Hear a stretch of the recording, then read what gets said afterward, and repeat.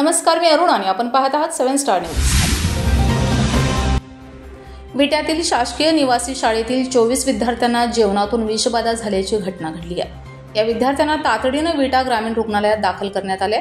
सर्व मुलांची प्रकृती स्थिर असून सर्व विद्यार्थ्यांवर उपचार सुरू आहेत। समाज कल्याण विभागाच्या विट्यातील शासकीय निवासी शाळेत विद्यार्थी सूरज प्रकाश जाधव वय वर्ष 16, श्रवण कुमार विठ्ठल बागडे वय वर्ष 17, सूरज किसन साठे वय वर्ष 15, आदित्य आनंदा रोकडे वय वर्ष 16, निर्मल किशोर सावंत वय वर्ष 14, स्मित सुभाष झिमरे वय वर्ष 12, योगेश बिरुदेव मोटे वय वर्ष 13, शुभम प्रकाश माळवे वय वर्ष 14, हर्षवर्धन सुनील गायकवाड वय वर्ष 13, तेजस सचिन काटे वय वर्ष 15, आदित्य कैलास लोखंडे वय वर्ष 16, आरुष संजय सकट वय वर्ष 12, यश विजय सकट वय वर्ष 12, श्रीवर्धन प्रवीण माने वय वर्ष 11, प्रज्वल शशिकांत शिंदे वय वर्ष 16, सिद्धार्थ जित्ताप्पा बनसोडे वय वर्ष 13, आयुष नामदेव सावंत वय वर्ष 13, तन्मय प्रकाश निकाळजे वय वर्ष 14, सक्षम दिनकर सुखदेव वय वर्ष 14, संदीप सुदर्शन नाथपुते वय वर्ष 14,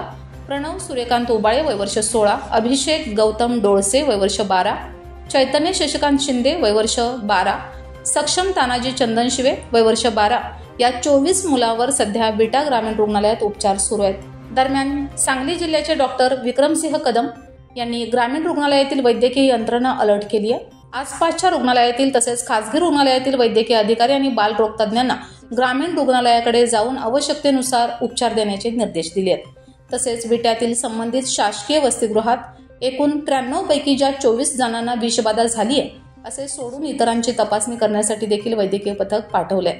दरम्यान सांगलीचे जिल्हाधिकारी डॉक्टर राजा दयानिधी यांनी संबंधित घटनेबाबत सखोल चौकशीचे आदेश दिले असून प्राधिकारी डॉक्टर बांदल आणि गटविकास अधिकारी पाटील यांना तातडीने अहवाल सादर करण्याचे आदेश दिले आहेत। Bureau report 7 star news.